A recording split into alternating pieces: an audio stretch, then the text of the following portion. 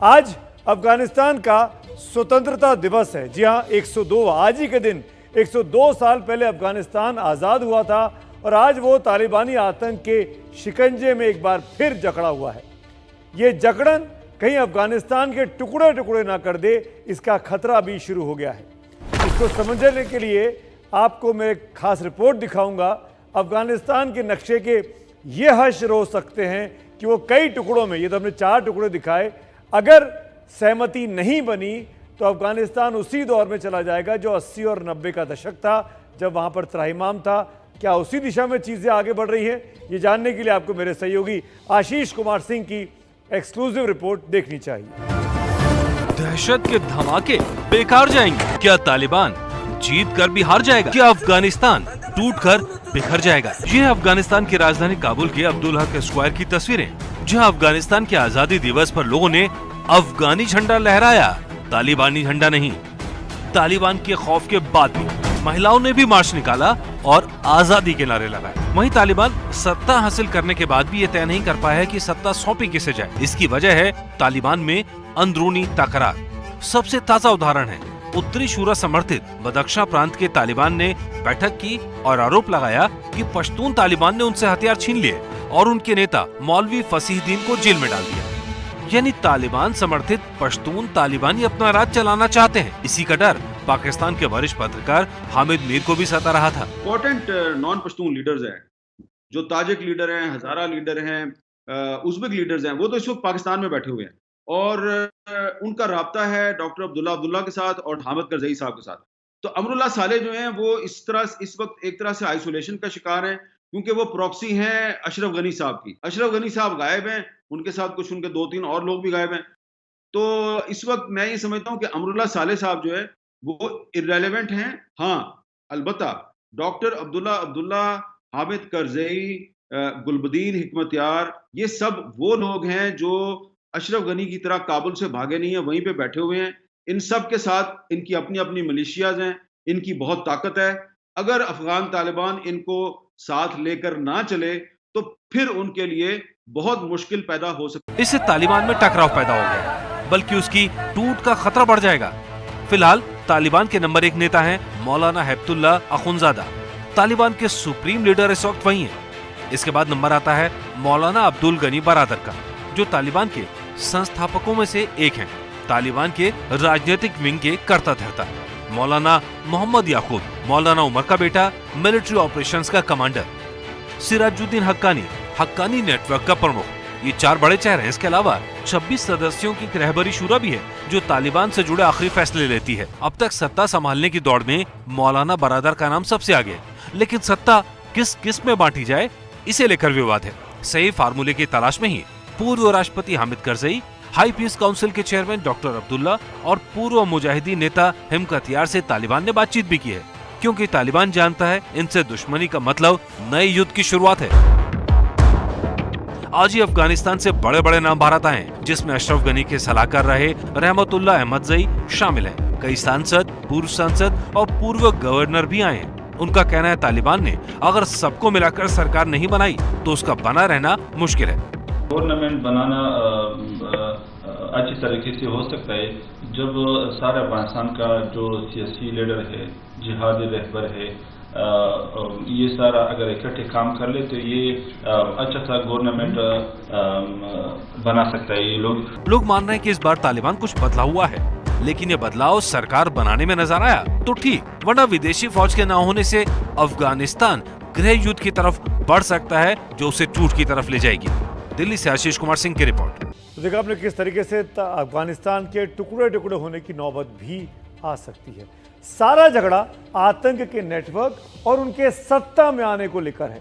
तालिबान का नाम जरूर सामने है, लेकिन आतंक के कई नेटवर्क एक साथ मिलकर वहां अफगानिस्तान में काम कर रहे हैं। इसमें सबसे ऊपर नाम आता है तालिबान का। देखिए इस ग्राफिक्स को, जिसके आतंकी सरगना मुल्ला उमर ने 1996 में इस्लामिक एमिरेट बनाई थी। यह है मुल्ला उमर, जिसकी एक आंख नहीं थी। दूसरा संगठन हक्कानी नेटवर्क है, जिसको जलालुद्दीन हक्कानी ने बनाया था और मकसद तालिबान में फिदाइन दस्तों को तैयार करना था। यह बड़ा खतरनाक संगठन था, यह हक्कानी नेटवर्क के नाम का। तालिबान के मौजूदा सरगना हेप्तुल्ला अखुंदज़दा ने अपने बेटे को फिदाइन दस्ते में शामिल किया था और जो फिदाइन हमले में मारा भी गया था, लेकिन इसकी कमान पाकिस्तान की ISI के पास है। तीसरा बड़ा संगठन जो वहां से काम करता रहा वो है अल-कायदा, जो तालिबान की ही निगरानी में पनपा और 9/11 की आतंकी वारदात को अंजाम दिया, जिसका मुखिया ओसामा बिन लादेन इस तस्वीर से हम सब वाकिफ हैं। लेकिन इस साजिश में अफगानिस्तान की तालिबानी सरकार भी शामिल थी, जो अमेरिका में 9/11 को हुआ। भले भी IS इराक का आतंकी संगठन के लिए निकला है अल-कायदा के गर्भ से। 1999 तक यह अल-कायदा का ही हिस्सा रहा है। अब सवाल पूछा जा रहा है कि कई विरोधी विचारधाराओं और गुटों को समेटकर चलने वाला तालिबान क्या अपने ही बोझ तले दब जाएगा? क्या गुटबाजी तालिबान को ले डूबेगी? आपको मेरे सहयोगी नीरज राजपूत और प्रणव उपाध्याय की ये एक्सक्लूसिव रिपोर्ट देखनी चाहिए।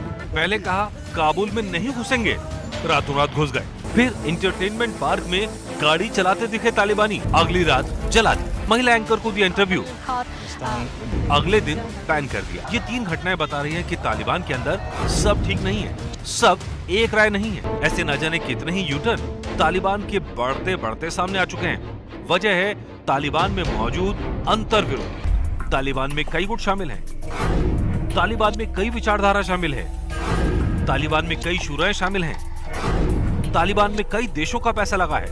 अब तक तालिबान का एकमात्र उद्देश्य था अमेरिका को अफगानिस्तान से भगाना। पाकिस्तान भी अमेरिका विरोध के नाम पर तालिबानी गुटों को एकजुट रखने में कामयाब होता रहा। मगर अब सवाल है अफगानिस्तान की सत्ता को संभालने का और उसमें सत्ता की भागीदारी का। ऐसे में इस बात की आशंका बरकरार है कि विभिन्न तालिबानी गुटों में फूट की दरारें नजर आने लगे। साल 1990 के आसपास मुल्ला उमर के नेतृत्व में तालिबानी विचारधारा ने रफ्तार पकड़ी थी। तालिब यानी छात्र, छात्रों के समूह को कहा जाता है तालिबान। मदरसों से पढ़कर निकले छात्रों को अमेरिकी मदद से पाकिस्तान ने हथियार थमा दिए और मकसद दे दिया अफगानिस्तान में इस्लामी राज्य का। पाकिस्तान की मदद से बने तालिबान को न तो उस वक्त पूरी दुनिया ने स्वीकार किया था और न अब। यही वजह है कि वर्ष 2001 में जब अमेरिका और नेटो फोर्सेस ने अफगानिस्तान पर हमला किया तो तालिबान पूरी तरह से बिखर गया और तालिबान के लड़ाके अफगानिस्तान के पूर्व में तोरा बोरा की पहाड़ियों में जाकर छिप गए थे। लेकिन अब ये माना जा रहा है कि उस वक्त जिन अफगानिस्तान के लोगों ने अमेरिका की मदद की थी वे सब अब तालिबान के निशाने पर आ सकते हैं। तब ये मुस्लिम मुजाहिद लड़ाकों ने आतंकी संगठन अल-कायदा के आतंकियों को पकड़कर दिखाया था कि उन्हें एक कट्टरवादी विचारधारा मंजूर नहीं। अब भी ऐसे कितने ही गुट हैं जो तालिबान को मंजूर नहीं करते, लेकिन तालिबान की असली मुसीबत उनके अंदर ही है। अमेरिका को भगाने के बाद अब सत्ता में हिस्सेदारी की लड़ाई शुरू होगी। तालिबान की मदद 4 शुराएं कर रही हैं। शुरा यानी परिषद। पहली शुरा है क्वेटा शुरा, जिसका सबसे ज्यादा असर पाकिस्तान से लगते इलाकों में है। इस शुरा की मदद पाकिस्तान करता रहा है। दूसरी शुरा है उत्तर की शुरा, जिसका असर उज्बेकिस्तान और तजाकिस्तान के आसपास के इलाकों में है। तीसरी शुरा है मसद शुरा, जिस पर ईरान का असर है। चौथी शुरा है रसूल शुरा, जिसका असर दक्षिण पश्चिमी इलाकों में है। तालिबान अलग अलग गुटों में बटा है। हर गुट अपनी अपनी शुरा से संचालित है। इन गुटों के बीच आपस में तनातनी पहले भी कई बार रही, मगर अब इस बात की आशंका ज्यादा है कि सत्ता मिलने के बाद इन गुटों में संघर्ष भी शुरू हो जाए। संघर्ष शुराओं में नहीं बल्कि व्यक्तियों और विचारधारा में भी है। हक्कानी बनाम याकूब उमर। सिराजुद्दीन हक्कानी हक्कानी नेटवर्क का रहनुमा है। हक्कानी नेटवर्क सबसे कट्टरपंथी और सबसे आक्रामक गुट है। पाकिस्तान की मदद से पला और फैला एक ग्रुप फिदाइन हमले करने में एक्सपर्ट है। हक्कानी की कट्टरवादी विचारधारा के उलट उदारवादी नेता याकूब उमर है। याकूब मौलाना उमर का बेटा है। याकूब उमर की नजर सिर्फ अफगानिस्तान पर है। विदेश में आतंक फैलाने से तौबा करते हैं और कश्मीर को अपना एजेंडा नहीं मानते। तालिबान में पाकिस्तान देर सवेर बड़ा मुद्दा बनने ही वाला है, क्योंकि तालिबान के एक धड़े ने साफ कर दिया है कि उनकी विदेश नीति पाकिस्तान से अलग है, जबकि पाकिस्तान समर्थित क्वेटा शुरा धड़ा पूरी तरह पाकिस्तान के नक्शे कदम पर चलना चाहता है। ऐसे में तालिबान में तकरार होनी तय है। तो तालिबान के लिए चुनौती सिर्फ शुराओं और व्यक्तियों को संभालना ही नहीं है, बल्कि उसको अलग अलग फिरकों का विरोध झेलना भी है। तालिबान उदार चेहरा दिखाने की कोशिश कर रहा है, क्योंकि अफगानिस्तान में अलग अलग फिरके यानी अलग अलग समाज के लोग हैं। अफगानिस्तान में पश्तूनों की संख्या करीब 42% है। अगर आप पूरी तरीके से देखें ना, उसकी पॉपुलेशन में ताजिक 27% के आसपास है, दूसरे नंबर पर हज़ारा 8% है, उज़्बेक 9% है, एमिक 4%, तुर्कमेन 3%, बलूच 2% और दूसरे कई फिरके हैं जिनको मिलाकर करीब 5% की आबादी बनती है। तालिबान में ज़्यादातर पश्तून लड़ाके हैं, लेकिन सवाल यह है कि ताजिक, हज़ारा और उज़्बेक क्या पश्तूनी तालिबान के राज को देर सबेर कबूल कर लेंगे या उनकी जंग में तालिबान का खात्मा होगा। तालिबानी बंदूकों के खौफ के बाद भी लहराते अफगानी झंडे बता रहे हैं कि पाकिस्तान की मदद से पनपा तालिबान उन्हें मंजूर नहीं। कुछ ऐसा ही संदेश अफगानिस्तान का पंजशीर इलाका दे रहा है। अमरुल्ला सालेह जो ताजिक है, 10,000 लड़ाकों के साथ उन्होंने तालिबान का राज मानने से इनकार कर दिया है। साथ ही वो पाकिस्तान के पाप की पोल भी खुलकर खोल रहे हैं। देशवासियों को कानून का सम्मान करना चाहिए, हिंसा का नहीं। अफगानिस्तान इतना बड़ा है, इसे पाकिस्तान गटक नहीं पाएगा और तालिबान राज नहीं कर पाएगा। आतंकियों के सामने झुककर अपने इतिहास में शर्मिंदगी का अध्याय न जुड़ने दें। अमरुल्ला सालेह का यह बयान बता रहा है कि अफगानिस्तान ने नहीं, पाकिस्तान में फैले ताजिक समुदाय ने न तो तालिबानी राज को मान्यता दी है और न ही पाकिस्तान को। 1996 से 2001 के दौर में भी तालिबान उत्तर पूर्वी अफगानिस्तान पर कभी कब्जा नहीं कर पाया था। तब कमांडर अहमद शाह मसूद के नेतृत्व में तालिबान का विरोध कामयाब हुआ था। अब एक बार फिर वैसा ही होने की संभावना है। उज़्बेक बनाम तालिबान। अफगानिस्तान में तीसरी बड़ी आबादी है उज़्बेकों की। मशहूर जनरल अब्दुल राशिद दोस्तम भी उज़्बेक हैं, जो तालिबान के डर से अफगानिस्तान से चले गए। बताया जा रहा है कि जनरल दोस्तम ने भी ताजिक लोगों को समर्थन देने का फैसला किया है। उनके लड़ाके भी जल्द पंजशीर इलाके में पहुंचने लगेंगे। अफगानिस्तान पर कब्जा करते ही तालिबान ने हज़ारा नेता अब्दुल अली मज़ारी की प्रतिमा को तोड़ दी।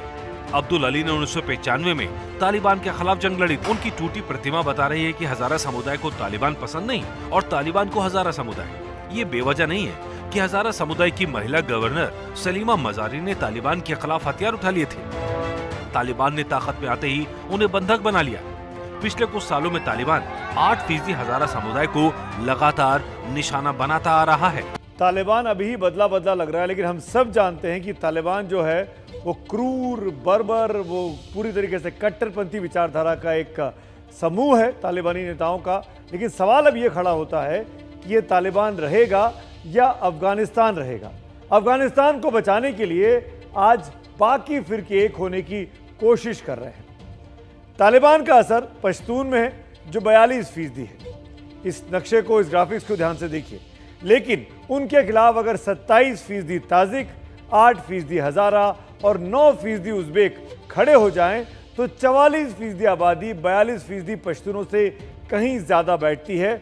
और ये भी हम सबको पता है कि अब पश्तूनों में भी तालिबान की लीडरशिप को लेकर सवाल खड़े होने लगे, यानी उसमें भी फूट पड़ चुकी है। तो ये 42% कुछ कम होंगे और ये जो लोग हैं जो तालिबान के विरोधी हैं, इनकी आबादी बढ़ सकती है। बस इनको बाहर से मदद की आवश्यकता है। और यही वजह है कि सालेह पश्तूनों के सहारे अफगानिस्तान पर पाकिस्तानी कब्जे की चाल को नाकाम करने के लिए अपना दम दिखा रहे हैं।